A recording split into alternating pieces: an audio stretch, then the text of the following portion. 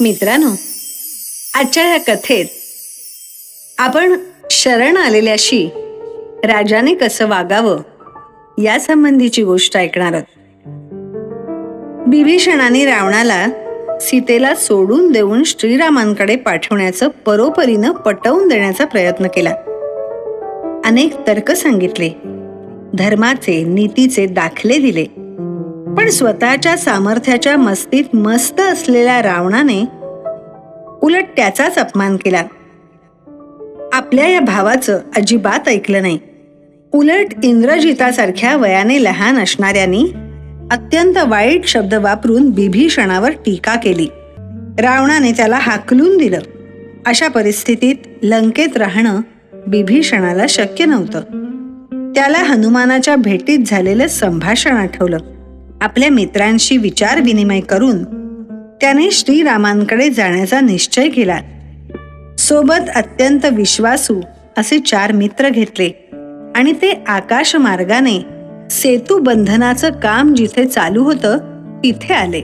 त्याने सुग्रीवाला हाक मारून सांगितलं, लंकाधिपती रावणाचा मी धाकटा भाऊ विभीषण, पुलस्त्य ऋषींचा पुत्र, अन्यायी आणि अधर्माने चालणाऱ्या माझ्या भावाचा आणि माझ्या सर्व आप्तजनांचा, संपत्तीचा, राज्याचा त्याग करून धर्मरक्षणाच्या कार्यात सहभागी होण्यासाठी मी श्रीरामांना शरण आलो आहे. तेव्हा मला श्रीरामांकडे घेऊन चलावं. सुग्रीव श्रीरामांकडे धावला. विभीषणाला अजिबात थारा न देण्याचा सल्ला तो देऊ लागला. अन्य वानर सुद्धा रावणाच्या प्रत्यक्ष भावाला जवळ करण्याच्या संपूर्ण विरोधात होते, पण प्रत्यक्ष लंकेत जाऊन आणि विभीषणाशी थेट संभाषण करून आलेल्या हनुमानाने मात्र विभीषणाच्या सच्चेपणाची आणि सात्विकतेची भलावण करत त्याला आसरा देण्याची शिफारस केली. सगळ्यांचं म्हणणं नीटपणे ऐकून घेतल्यानंतर श्रीराम म्हणाले, मित्रत्वाच्या भावनेने आलेल्या विभीषणाला मी दूर लोटू शकत नाही. त्याच्यात भले काही दोष असतीलही, म्हणून त्याचा त्याग करावा अशी माझ्या अंगात भिनलेली सज्जनता मला परवानगी देत नाही. वानरश्रेष्ठ सुग्रीवा, मी जर मनात आणलं तर या पृथ्वीवरील सर्व पिशाच्च, दानव, यक्ष आणि राक्षसांचा केवळ माझ्या नखाने एका क्षणात नाश करू शकतो.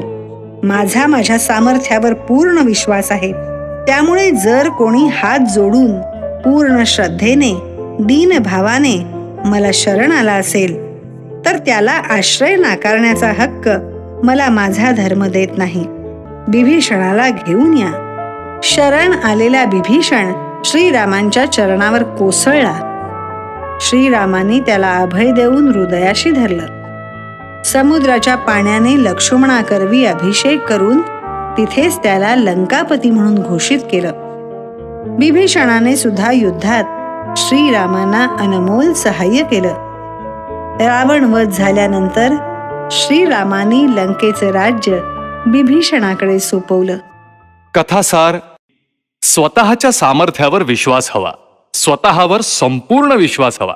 तेव्हाच मनापासून आणि मित्रभावाने कोणी शरण आला असेल, आश्रय मागत असेल तर त्याला जवळ करा. मदत करण्याची शक्ती असेल तरच मदतीचा हात द्या.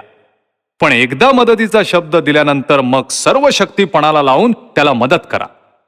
स्वतःचा कोणताही स्वार्थ न ठेवता मदत करा. सोन्याची लंका जिंकली, पण श्रीरामांनी सोबत नेली फक्त जानकी. ती सुद्धा त्यांचीच होती म्हणून.